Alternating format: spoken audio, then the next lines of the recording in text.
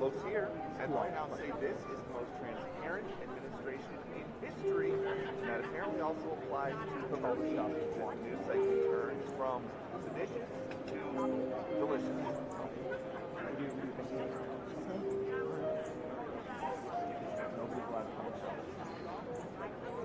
We've had family in town before. Kind of a tough room in there, tough turkeys. Kind of a tough room in there, tough turkeys. We are now in the midst of big food holidays. We know how President Trump feels about fish.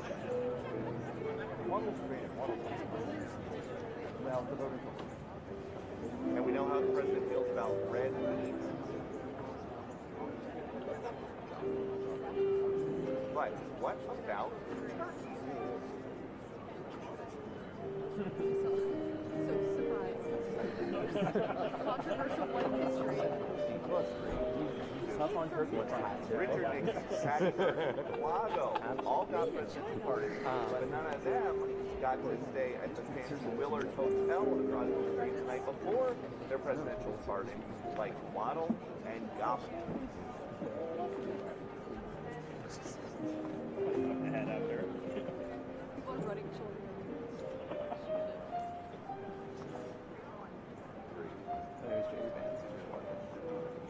The most famous pardon for the last president, most of the Biden family, didn't come until his last day in office. Maybe Hunter Biden was more of a black sheep, because these turkeys only had to wait 10 months into the president's term.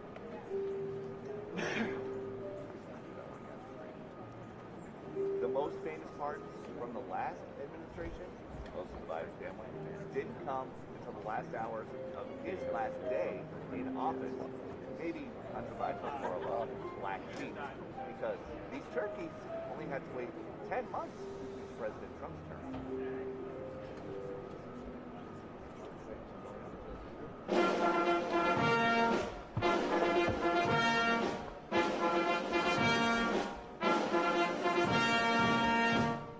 Ladies and gentlemen, the President of the United States and First Lady Melania Trump.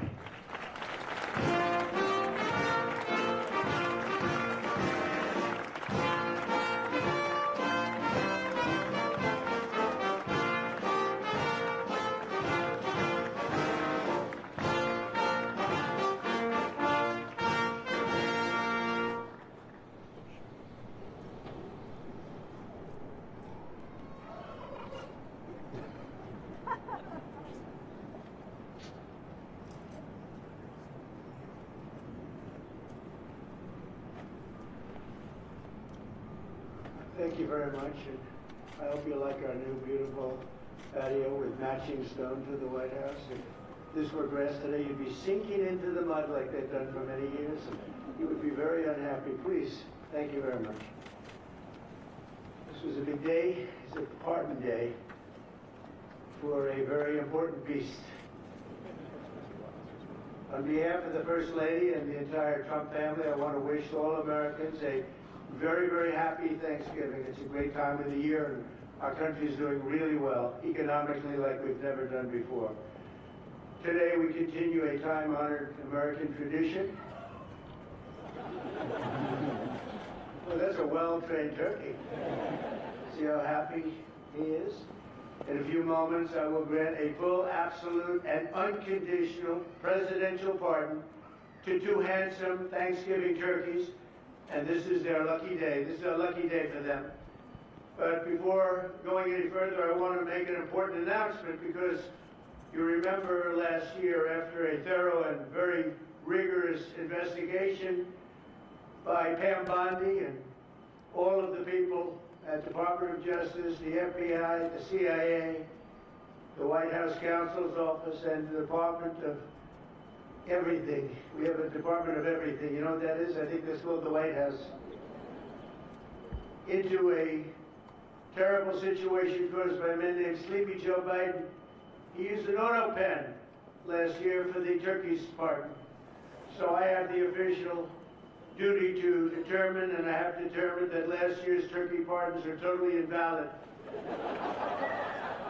as are the pardons of about every other person that was pardoned other than, where's Hunter? No, Hunter's was good. That was the one pardon, Pam, that was good, right? The rest of them are all invalid. I don't know what the hell you're going to do about that, but that's, now we're going to take a little of the joking. That is a mess. But they're hereby null and void. The turkeys known as Peach and Blossom last year have been located, and they were on their way to be processed. In other words, to be killed. But I have stopped that journey, and I am officially pardoning them, and they will not be served for Thanksgiving dinner. We saved them in the nick of time. This one has plenty of time, but they were saved in the nick of time. We're thrilled to be joined today by Vice President J.D. Vance, Second Lady Usha Vance, their daughter Mirabelle, and along with Attorney General Pam Bondi, Secretaries Marco Rubio, Scott Bassett, Pete Hegseth, Brooke Rollins, Howard Lutnick, Linda McMahon, Scott Turner, Administrator Lee Zeldin, who's done a great job. A nuclear power plant gets approved in less than a week. Okay? I'm only kidding, but pretty close to that. And we have more. Where's Lee? Stand up, Lee. One of my great superstars. Thank you. It used to take 20 years before you got rejected when you put in an application. Now we're doing them in a matter of weeks, right? And that's why we have the biggest plants anywhere in the world. We're leading in AI. We're leading in everything. Our auto plants are pouring back into our country. Where do you see the jobs coming with them? But many of them are under construction, but Lee's done a great job in getting those approvals. I appreciate it very much. FBI Director Kash Patel has been very busy doing a great job. Also, thank you, Kash. Along with members of, see, you got to follow it, Kash. Along with members of Congress, and in particular, I want to mention Jason Smith and David Rozier. Where are those two guys? Come on, stand up, fellas. What good people. Jason knows more about the tax code than any living human being. He knows so much, we don't even want to hear about it, right? Too complicated. We're going to make it a simpler code. But we did in the great big beautiful bill, which just passed, your imprints all over that, and it's amazing. The biggest tax cuts in the history of our country for middle-income people. The biggest tax cuts in the history of our country for middle-income people, and the biggest jobs bill ever passed. And nobody thought we could get that one done. I'm glad. And we actually put 4 years, actually probably 8 or 10 years, but we put 4 years worth of material into one great, big, beautiful bill.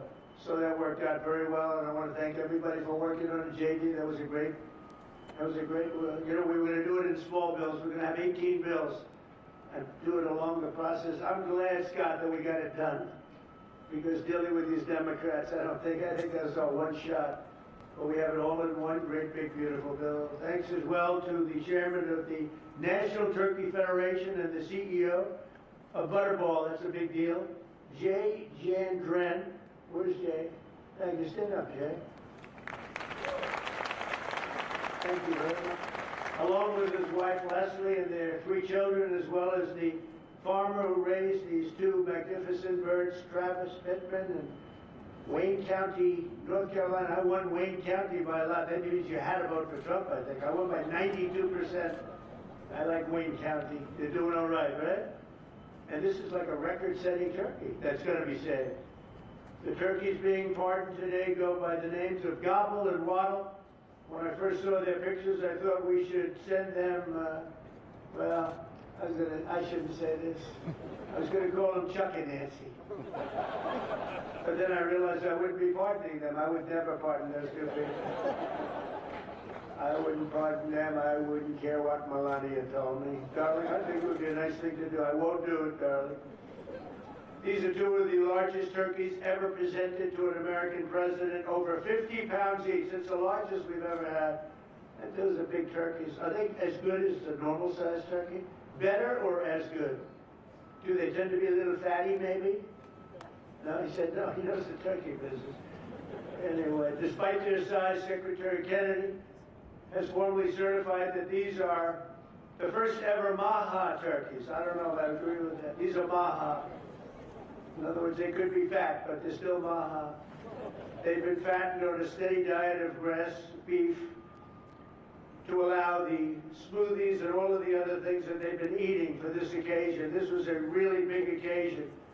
But they've eaten every fattening food that you can eat. We wanted to really make them special, and they really are. They're like record-setting. I've never seen a turkey that big before. Are they violent at all? Will they attack as I walk over? Because if they were, I'll stay right up here. But as you know, we're a tough on crime administration. We are tough on crime. You know, our border had 0 people coming in for the last 7 months, right? 0. I mean, even I find that hard to believe to me. They had millions and millions of people pour into our border from prisons, from mental institutions, gang members, drug dealers. They poured in to our country like we were stupid people. We're not stupid people anymore. But nobody's ever seen anything. The job that they've done on the Tom Holman, Christy Nome, the whole group, the job they've done on the border is almost like a miracle. We have, and the people that make these statistics have said 0.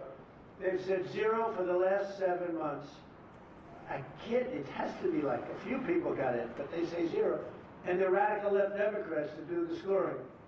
So I can't imagine they did that for us. The truth is, we have no people coming into our country illegally. It's an amazing statistic, and I'm very proud of it. And we have the most people working in the United States today, by far, than we ever had in the history of our country. So those are all good numbers.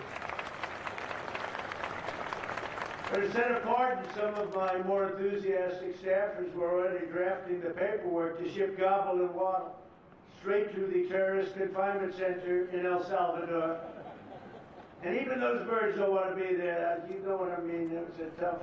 I'd like to thank the president of that country. They do a rather efficient job. It's going to be the largest prison in history. I've never seen anything like it. And a lot of people are behaving on our streets now. You know, Washington, D.C. is considered a safe zone. This was one of our most unsafe places anywhere in the United States. It is now considered a totally safe city. I won't tell you about murders. We're having murders, like a lot of murders, on a weekly basis. We haven't had a murder in 6 months.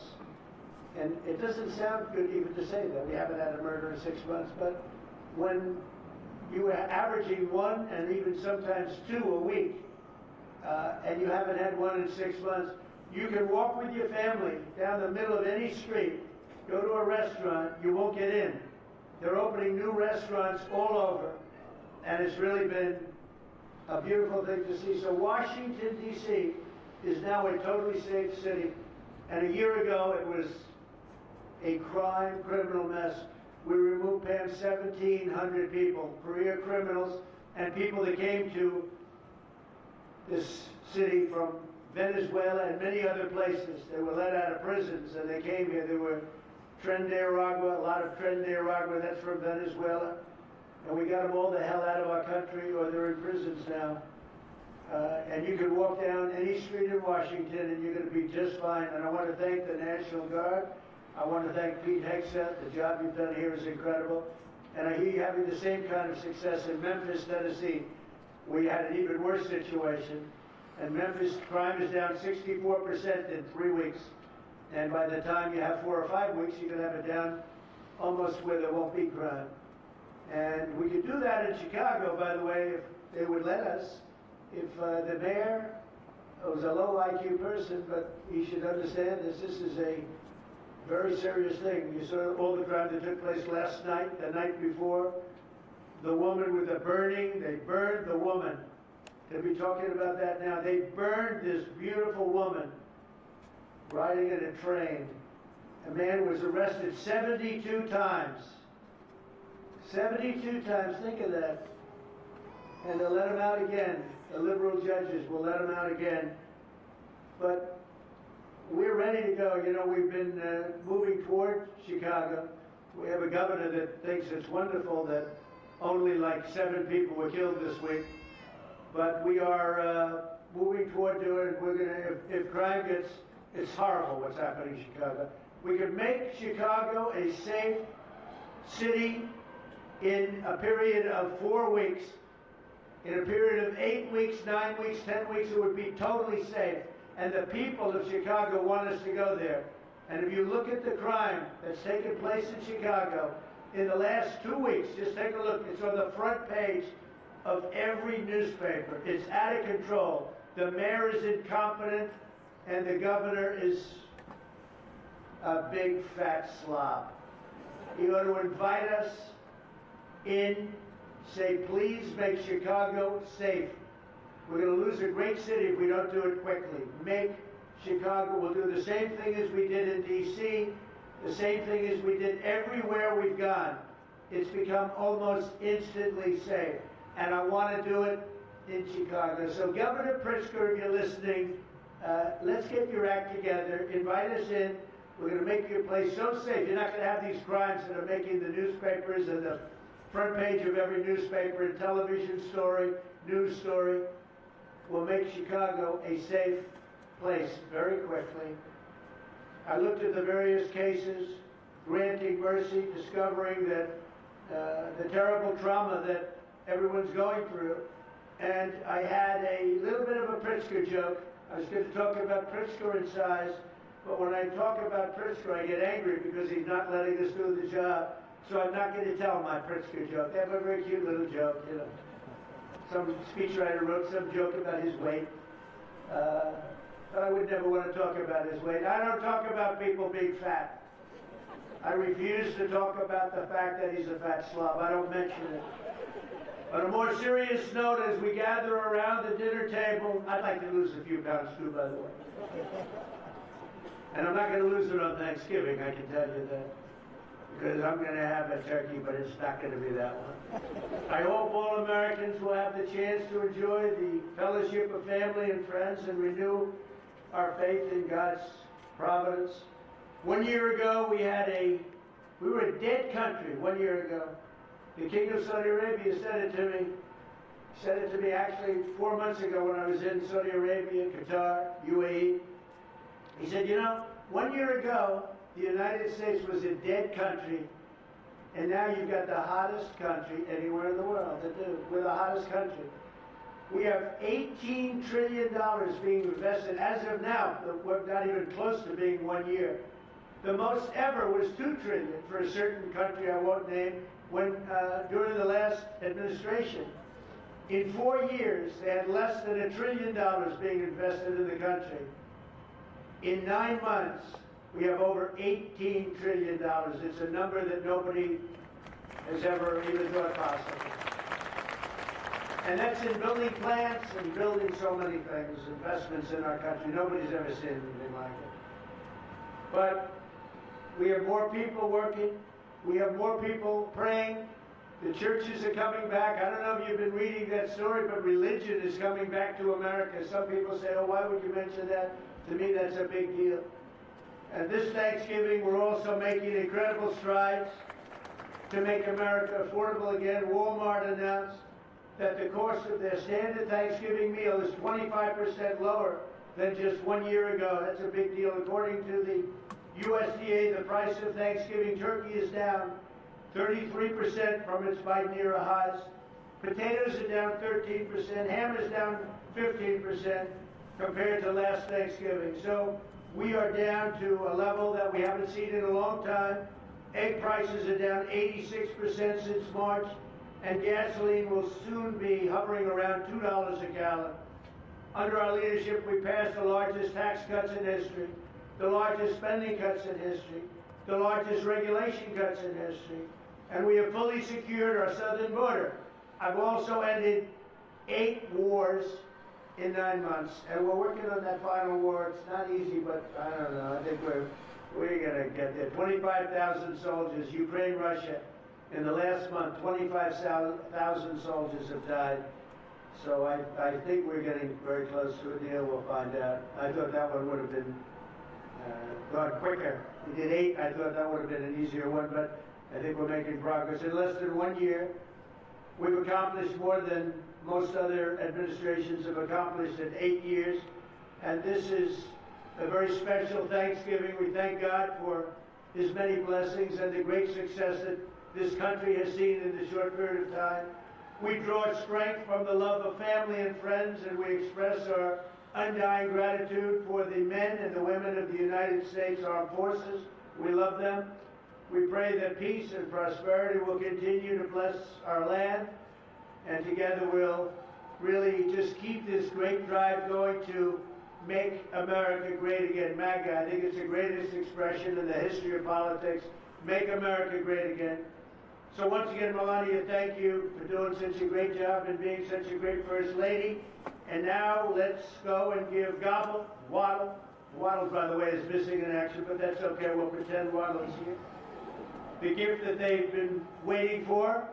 And I'll move over and I will just say very nicely, Gobble, your pardon. Come on, let's say it in front of Gobble. Thank you very much, everybody.